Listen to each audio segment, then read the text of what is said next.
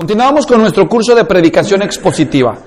Este es el 5º capítulo de nuestro curso, la tercera etapa del sermón expositivo, la contextualización del mensaje. Ya dijimos en un video anterior que hay 5 etapas en la preparación y predicación de un buen sermón expositivo. Y la primera es la exégesis, la segunda es la reflexión teológica, que fue el tema del video anterior. Y ahora vamos a ver en esta clase la contextualización del mensaje.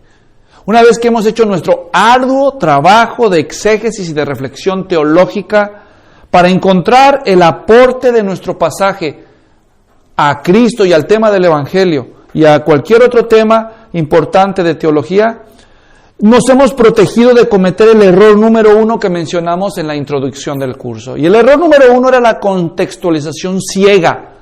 Es de empezar por el final en lugar de empezar por el principio.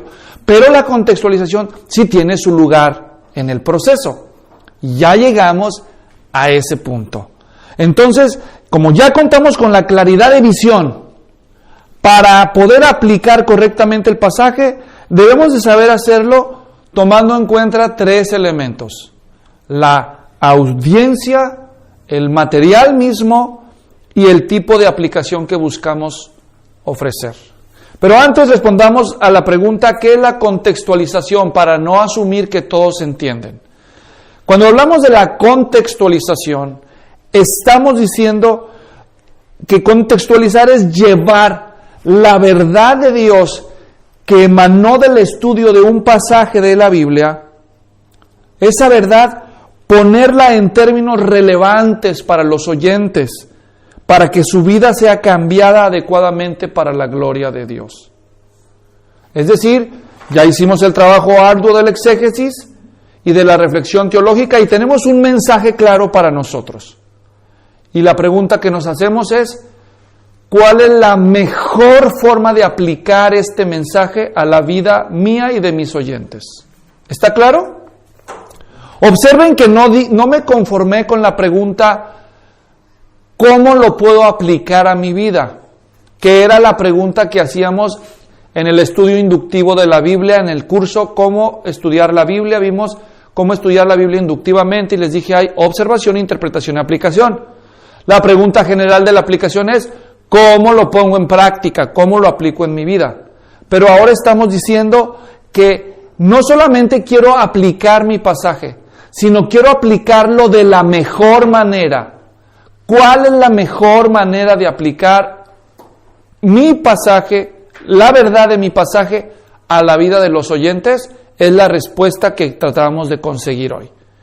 No solo cómo aplicarlo, sino cómo aplicarlo de la mejor manera. ¿Cuál es la pregunta? ¿Cómo aplicarlo de la mejor manera? Entonces, la contextualización es ese trabajo. No solo quiero aplicarlo, sino quiero aplicarlo de la mejor manera, de la manera que honra el pasaje de la Escritura y que es relevante para mis oyentes. ¿Está claro eso? Muy bien. Entonces, ¿cómo se hace una buena contextualización y no solo cómo hacer una aplicación? Porque tú puedes hacer una aplicación casi de cualquier versículo de la Biblia. ¿Me doy a entender? Pero lo que nos interesa aquí no es solo aplicarlo, sino aplicarlo de una manera fiel al texto. ¿Está claro? Que sea fiel al texto, es decir, ¿es la aplicación que el texto quiere aplicar? ¿O nada más es una que se me ocurrió a mí? Que sale así como tentáculos, ¿verdad? Uno de los 8 tentáculos de mi pasaje. No, yo no quiero tentáculos, yo quiero darle a la cabeza. ¿Me entienden? ¿Cuál es la aplicación que el mismo pasaje nos recomienda dar a través de su estudio? Para eso tomamos en cuenta 3 componentes. Número 1, la audiencia. Tú debes de saber al preparar un sermón que la audiencia por excelencia de tu pasaje es la iglesia. Antes que predicarle al mundo, tú le predicas al pueblo de Dios. Tú le hablas a la iglesia que Dios compró con la sangre de su Hijo Jesucristo. Y si tú entonces le vas a hablar al pueblo de Dios, a nombre de Dios, entonces tienes que entender una cosa en lo que respecta a la aplicación. Tú no puedes con el poder y el ingenio humano, lograr que la gente te obedezca solo por tu linda cara, solo por tu hermosa y melodiosa voz. El único que de veras puede producir el cambio, el deseo de obedecer a Dios, es Dios mismo, por medio de su Espíritu y con el consejo de su palabra. Por lo tanto, es indispensable que antes de que tú esperes que la gente te obedezca o obedezca lo que tú digas, ellos necesitan saber que tú los amas. Tú le hablas a la iglesia que es de Dios y tienes que amarla. Y antes de decirle lo que tiene que hacer, tienes que preguntarte cómo se lo vas a decir. Y si tú amas a esas personas a las que piensas exigirles un cambio. Porque eso es parte de la predicación expositiva. ¿Recuerdan la definición al principio? En la introducción al curso dijimos que la predicación expositiva es explicar el texto claramente, el mensaje que emana del pasaje bíblico y proclamarlo con autoridad, proclamarlo con claridad, con fidelidad y con autoridad. Hay que proclamarlo con claridad porque ellos necesitan entenderlo. Hay que proclamarlo con fidelidad porque yo quiero ser fiel al pasaje bíblico. Y hay que predicarlo con autoridad porque es la palabra del Rey, la autoridad de Dios. ¿Está claro? Muy bien. Pero tu pueblo necesita saber que lo amas y que oras por él. ¿Por qué tendrías que orar a la hora de aplicar tu mensaje? Porque Dios es el único que puede cambiar el corazón de una persona. Tú puedes cambiarlo de afuera, como dice el refrán. Aunque la mona se vista de seda, mona se queda. Tú puedes revestirlos de órdenes, pero para que cambie su corazón, Dios tiene que meter sus manos. Por eso oras. Por eso amas a la iglesia para que te escuche y por eso oras a Dios para que la cambie. ¿Está claro? No solo Dios te dice lo que quiere de su iglesia, pero Él es el que tiene el poder para concedérselo. Entonces, ten en cuenta tu audiencia. Sin embargo, aunque la audiencia número 1 de tu mensaje es la iglesia, no es la única audiencia. La iglesia misma es parte de una comunidad más amplia. La iglesia es parte de una ciudad, es parte de una colonia. Los miembros de tu iglesia que te escuchan son parte de una red de relaciones, trabajan con otras personas, tienen familiares, parientes, vecinos, amigos. Y de una manera directa o indirecta, a través de la iglesia, tu comunidad te escucha. ¿Sí o no? ¿Verdad?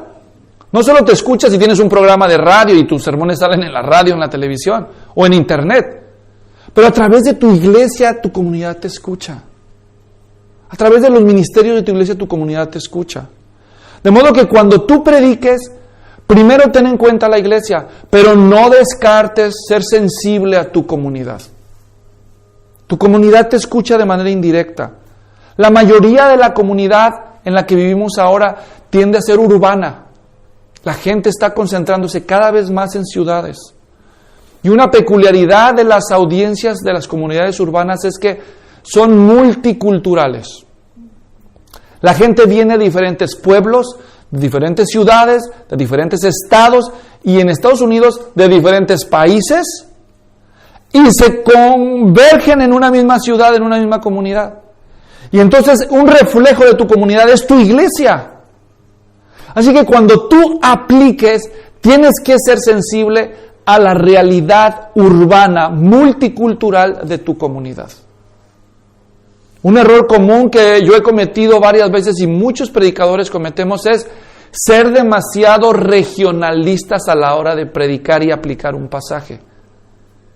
Le hablamos a gente que deja sin alusión a mucha de la congregación o de la comunidad, porque es multicultural. Así que en aras de ser relevante y de aplicar no solo a nuestra iglesia, sino a la comunidad, toma en cuenta, número 1, para los que toman nota, hay que renunciar a los coloquialismos. ¿Qué es un coloquialismo? Son esas frases o dichos que nada más entienden las personas de la misma región. Los mexicanos hablan mexicano y hay frases que los mexicanos entienden y los demás no entienden. Hasta podían interpretarlos como insultantes u ofensivos. Entonces hay que ir despojándonos a medida que podamos de los coloquialismos. ¿Por qué? Porque no todos los entienden. ¿Está claro? También de las bromas regionales.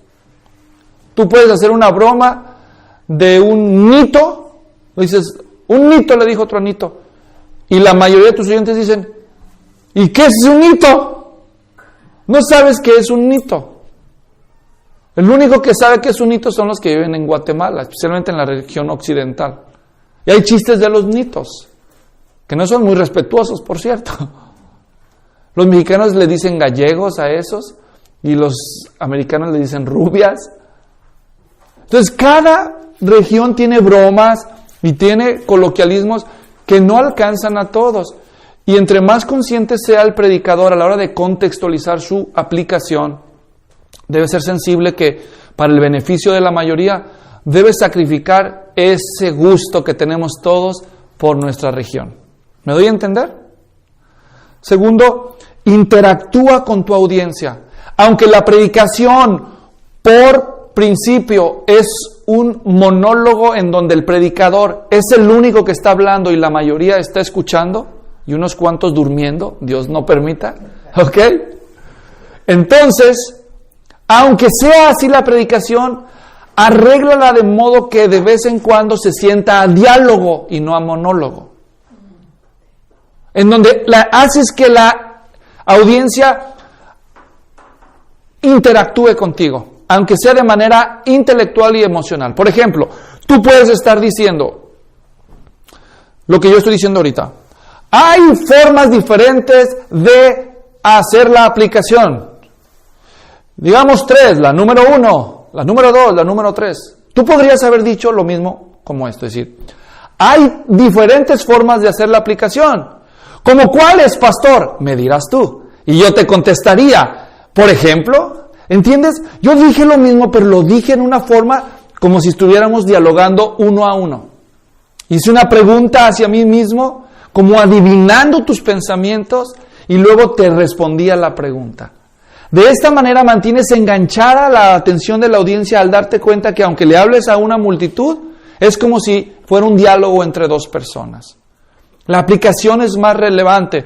Cuando tú amas la iglesia y oras por ella y por tus oyentes, cuando eres sensible a la multiculturalidad de tu comunidad y también cuando tú hablas de vez en cuando en forma de diálogo y no solo de monólogo. También dice David Helms en su libro, hay que ser constructores de puentes y no iconoclastas. Los iconoclastas eran un grupo de personas que en el año 1054 se levantaron para decir, está mal que haya imágenes en la iglesia, y entonces empezaron a destruir las imágenes. Y a ese movimiento se le llamaba y los iconoclastas, que andaban de iglesia en iglesia destruyendo los ídolos, las imágenes.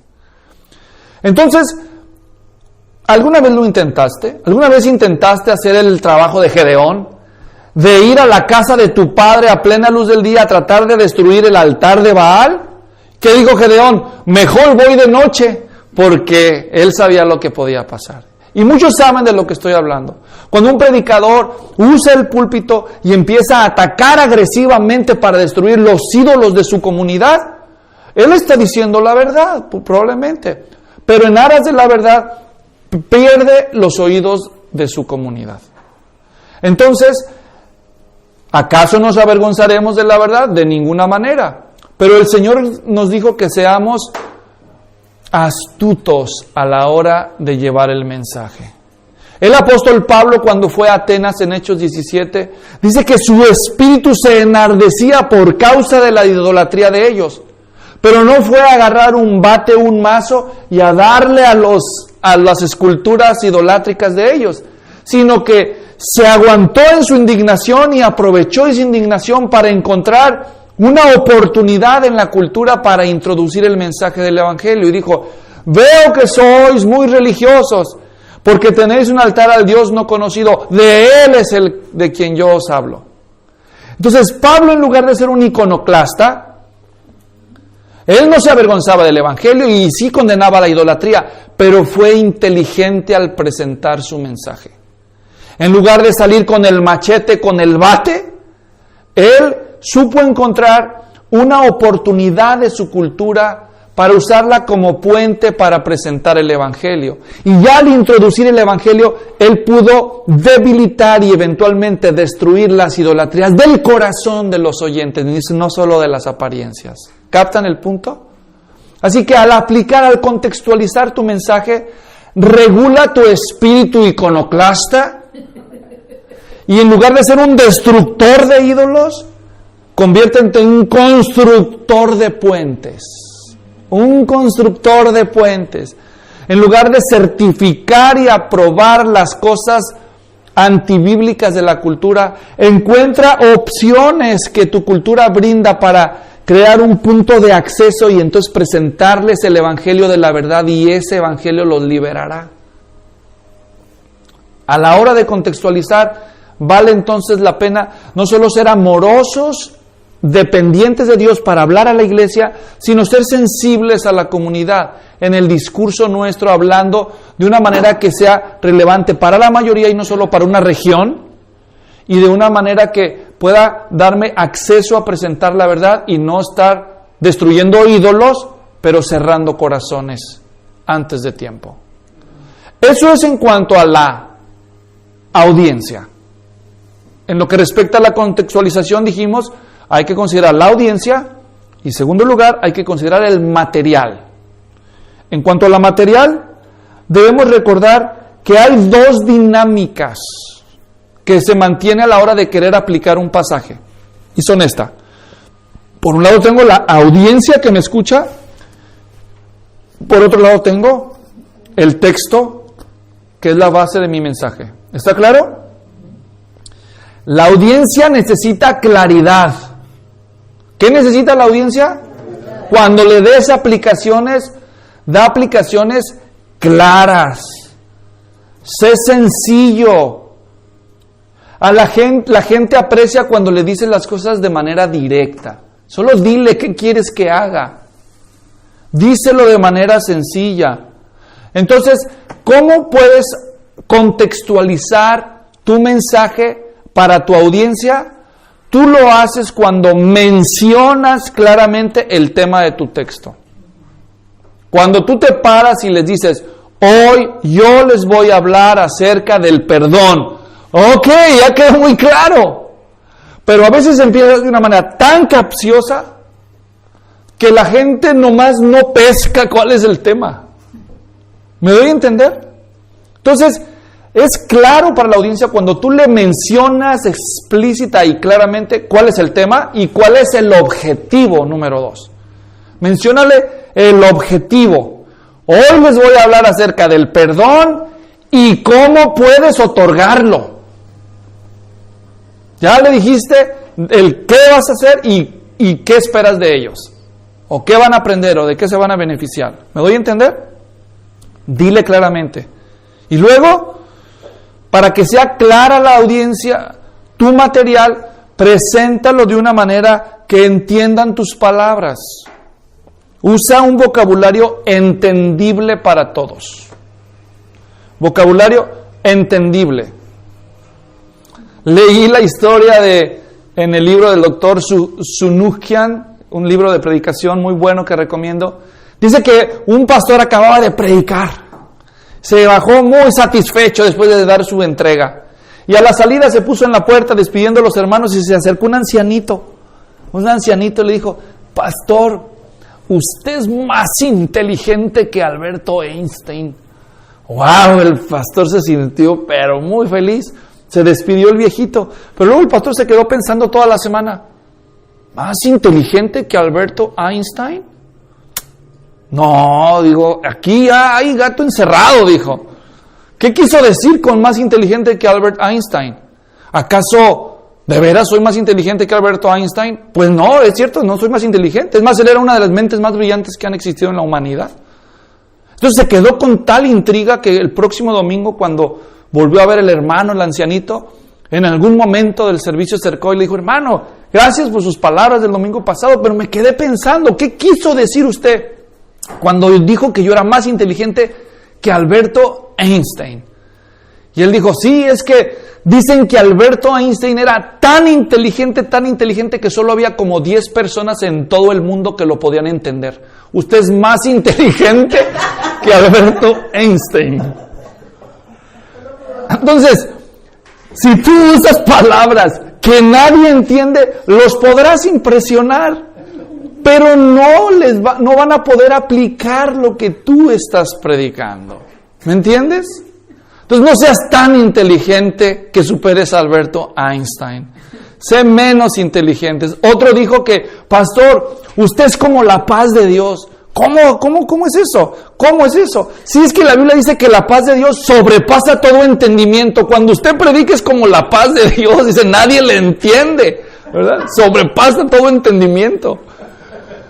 Entonces no seas así. Pon tu mensaje, tus aplicaciones de una forma entendible para la gente. Esfuérzate por ser entendible.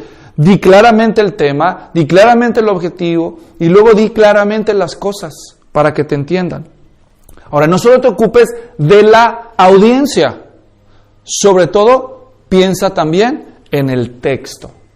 No solo claro con la audiencia, pero conformidad al texto. Conformidad al texto. Porque al fin de cuentas, cuando tú redactes tu material, tú quieres ser fiel al texto lo más posible. Porque en el texto está la autoridad. ¿Se acuerdan eso? La autoridad del predicador depende del mensaje del rey. Entre más fiel seas al texto, más posibilidades de producir cambios. Entonces, al redactar tu material, te acuerdas del texto. Trata de ser fiel a la estructura, no solo al mensaje central, la médula, la columna vertebral. Entonces, si el pasaje que estás predicando tiene un tema central, ¿cuál tiene que ser la aplicación? Pues el tema central relacionado con el tema central. Si tú aplicas otras cosas que no son el tema central, te desbalanceaste a la hora de aplicar. No estás contextualizando adecuadamente. Estarás aplicando, pero no lo estás haciendo de la mejor manera. Así que, ¿cuál es el mensaje y cuál es la estructura? Que se refleje eso aún en la aplicación, de ser posible. ¿Me están siguiendo? Muy bien. Ahora yo dije, cuando tú contextualizas adecuadamente un sermón, un pasaje que has estudiado, que has descifrado, que hiciste exégesis, que ya reflexionaste teológicamente, y ahora lo quieres aplicar bien, contextualizarlo adecuadamente, tomas en cuenta tu audiencia, tomas en cuenta tu material, y tomas en cuenta el tipo de aplicación al que tú aspiras. Y tú, si eres un predicador fiel al modelo del Señor Jesucristo y de los personajes de la Biblia, tú quieres apuntar al corazón. Esa es la aplicación que tú buscas. Apunta no solo a la conducta de la gente, no solo a la billetera de tu audiencia, no solamente a sus costumbres, apunta más profundo. ¿A dónde tienes que apuntar? Al corazón. Es ahí donde tú vas a ver el milagro. ¿Puedes tú cambiar el corazón de la gente? Quiere decir que si apuntas al corazón y sucede un cambio, eres testigo de un milagro. ¿Sí o no? De que tú entregaste la palabra de Dios y Dios produjo el cambio que es imposible para los hombres. Tienes que apuntar al corazón de qué o de quién. En primer lugar, tienes que apuntar al corazón de tu audiencia. Y en segundo lugar, tienes que apuntar al corazón del pasaje, otra vez. En cuanto al corazón de la audiencia, cuando tú prediques, apunta al arrepentimiento. Ya dijimos el ejemplo de Pablo en Hechos 17. Pablo está predicándole a los griegos filosóficos, en la meca de la filosofía de su tiempo, en la capital intelectual del mundo de Pablo, que es Atenas. Y ahí está él predicando. ¿Y cómo cierra su mensaje en el versículo 30 de Hechos 17? Las Escrituras nos dicen que esa es la aplicación de Pablo al mensaje de estos atenienses intelectuales. Escúchala. Hechos 17:30. Por tanto, les dice a ellos, habiendo pasado por alto los tiempos de ignorancia, Dios declara ahora a todos los hombres en todas partes, incluyendo esta, que se arrepientan. ¿Cuál es la aplicación de Pablo de este sermón? Arrepentimiento. ¿A dónde apuntó Pablo? Al corazón. ¿Qué quiere? Que se arrepientan. La palabra arrepentimiento en griego es metanoia. De meta, más allá, y noeo, mente. Es un cambio interior. Apunta al corazón. ¿Han observado ustedes que muchas de las aplicaciones de los sermones apuntan a las ramas y no apuntan al tronco? Pórtate bien. Sé un buen hijo. Ayuda a tu marido. Lávale los trastes. Todo eso es bueno. ¿Y el corazón? ¿Y el corazón? Pasado por alto. Cuando tú pienses en la aplicación de tu pasaje, di, ¿qué cambio de corazón quiere Dios obrar en esta persona? No solo de conducta, de corazón. Arrepentimiento. Cuando lo hagas, ora. Ora porque solo Dios puede lograr eso. ¿O no? Señor, te ruego que tú produzcas lo que yo no puedo hacer en la vida de mis oyentes. Cámbialos, quebrántalos, revélate a sus vidas, que vean su miseria, que vean tu grandeza, que experimenten tu poder, que sientan hambre y sed de santidad de Dios. Oras por ellos. Y luego, cuando diseñes tus aplicaciones, piensa no solo en las conductas externas de tu gente, piensa en lo que hay en su corazón. Si tú apuntas al corazón, piensa en su corazón. ¿Qué trae la gente en el corazón? Trae valores. Trae prioridades invertidas. Se rige por ciertos principios. Ha hecho compromisos en su corazón con cosas que son ahora ídolos en su vida. ¿Me entiendes? Tú puedes apuntar a la conducta, pero tienes que pegarle al corazón. Analiza eso. ¿Qué es aquello que le impide a tu oyente postrarse en adoración ante Dios? Y entonces cuando lo adora, lo obedece. Pero si tú solo te enfocas en la conducta externa, tú puedes seguir alimentando el fariseo que todos llevamos dentro. ¿No es cierto? ¿Qué es el fariseo? Legalismo. ¿De qué se trata eso? Haz. Ya no hagas esto, haz ahora aquello. Pero eso olímpicamente, sin pasar por el corazón, ¿verdad? ¿A dónde debes apuntar? Al corazón, al corazón. Por eso en la reflexión teológica te ocupaste de pensar, ¿dónde está Cristo? ¿Dónde está el Evangelio? ¿Qué conexión hay de este mensaje con Cristo y el Evangelio? Porque la esperanza para todo corazón humano no es la renovación de su conducta. ¿Qué es? La transformación de su corazón. Y eso solo lo puede obrar Dios a través de Cristo y del Evangelio. ¿Captan eso? Pero si tú no hiciste bien tu trabajo teológico, a la hora de la contextualización vas a andar batallando. Pero si tú eres fiel a tu trabajo anterior, a la hora de aplicar, apuntas al corazón y tú aspiras a identificar esos ídolos del corazón de la gente. Y tú vas a suplir para ellos no un golpe, el Evangelio. ¿Entiendes? El Evangelio. Cristo. Entonces, cuando diseñas tu aplicación, apuntas al corazón. ¿Al corazón de quién? De la audiencia. No solo al cuerpo, al corazón. Pero también apuntas al corazón del pasaje bíblico. ¿Está claro? Es decir, mira, más importante que las aplicaciones que le puedas dar a toda la gente es que la aplicación o aplicaciones que escojas sean paralelas al texto. ¿Me doy a entender? Digamos que dijiste que vas a hablar del perdón, tu pasaje evidentemente habla del perdón, la aplicación lógica es del perdón y luego tú terminas diciendo, bueno, entonces como resultado de lo que hemos aprendido, entonces usted salga y lávele su carro a su suegra. ¿Cómo? ¿Cuál es la conexión? ¿Es práctico eso? ¿Sí? ¿Le dijiste con quién hacerlo? Sí, es un enemigo, ok, sí, ¿verdad? ¿Qué hay que hacer? ¿El carro? ¿Qué hay que hacer? ¿Lavarlo? ¿O qué? Hágalo mañana. Todo si es una aplicación, es práctica, es pertinente, la persona adecuada, pero no es fiel al texto. Sí es aplicación, pero le fallaste al corazón del texto. ¿Me entiendes? Entonces, que tu aplicación sea paralela a tu pasaje. ¿Cómo lo logro? Número 1. Acuérdate, ¿cuál es la intención del autor? Con este pasaje, ¿qué quería lograr el autor? Pues eso que quería lograr el autor es lo mismo que quieres lograr tú en tus oyentes. ¿Me doy a entender? Número 2.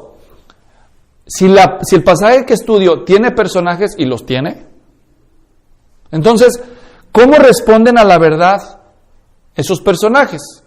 Si estoy leyendo David y Goliat, ¿qué hace Saúl? Se acobarda. ¿Qué hacen los israelitas? Se acobarda. ¿Y qué hace David? Cree en Dios. Cree en Dios, ¿verdad? Entonces, ¿qué hace el personaje de mi historia respecto a Dios? Le cree a Dios. Entonces, ¿cuál es la aplicación? ¿Verdad? O, si no hay, digamos, si hay ungido de Dios, porque había ungidos en el Antiguo Testamento, ¿no? Los profetas, los sacerdotes, los reyes. ¿Anticipaban a quién? A el ungido de Dios. Entonces, tú puedes preguntarte, los personajes de mi historia, ¿cómo responden a la verdad de Dios? ¿Cómo responden al ungido de Dios? Eso te puede dar una pista. Que tu aplicación es paralela a la del pasaje. ¿Me doy a entender? ¿Sí están captando? O sea, si David es el ungido de Dios y su hermano Eliab, cuando oye a David, se enoja con él. ¿Hizo correcto Eliab?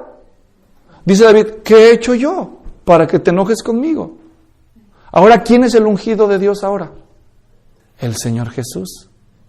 ¿Y qué hay en tus sentimientos cuando oyes? ¿Entienden? Entonces, el trato que se le da al ungido de Dios te puede servir de pista para ver algunas posibles aplicaciones en tu pasaje. No solo el trato a la verdad de Dios, el trato al ungido de Dios. ¿Está claro? Otra aplicación que apunta al corazón del pasaje es, identifica la prioridad. ¿Es esta aplicación la principal del texto o solo es una aplicación posible? Mejor que coincidas con el Espíritu Santo que con el sentido común de la gente. ¿Sí? Una vez vino alguien y me dijo, pastor, ¿por qué no nos demos una predicación del matrimonio? Y yo le dije, sí, cómo no, con mucho gusto. Tal vez en 6 meses o en 1 año. ¿Qué? Sí. Le dije, estamos estudiando Efesios. Ya vamos en Efesios capítulo 1, acabando. Cuando lleguemos a Efesios capítulo 5, versículos 22 en adelante, ahí voy a hablar del matrimonio. No, hasta entonces. ¿Por qué tanto? Porque cuando tú no construyes buena teología, nada más le dices a la gente que haga. Es difícil. Ahora, ¿no se le puede predicar el matrimonio a la primera vez? Claro que sí. Pero hay que tener cuidado, ¿verdad? De no solamente darle instrucciones a la gente. Lo que esa persona quería es que su marido cambiara, pero que cambiara ya. ¿Entiendes? Dígale que me obedezca, ¿verdad? Con la Biblia, por favor, convénzamelo. Y devuélvamelo así amaestrado, ya domadito. ¿No? Entonces, es mejor que tus aplicaciones coincidan primero con el Espíritu Santo que con el sentido común de la gente. ¿Por qué? Porque el que tiene el poder para operar esos cambios en el corazón de la gente es Él y no tú con tu ingenio aplicador, ¿verdad? Luego, el acuerdo. ¿Contradice mi aplicación otras verdades bíblicas? Si la contradice, ya descarta tu aplicación, no sirve, ¿verdad? Afirmación. ¿Conduce mi aplicación al Evangelio o solo agrega más cargas, más legalismo en la gente? Pórtense bien, den más dinero. Entonces la gente dice, bueno, otra carga más, otra carga más, otra carga más. Y en lugar de venir para ser refrescados con la gracia y la presencia de Dios, salen culpándose. Qué malos somos, soy un fracaso, yo nomás no puedo. ¿Verdad? Ese es un riesgo que puede haber. Bueno, entonces aquí tenemos suficientes consejos para contextualizar adecuadamente nuestro pasaje. Tenemos que tomar en cuenta nuestra audiencia, nuestro material y el apuntar al corazón con la aplicación.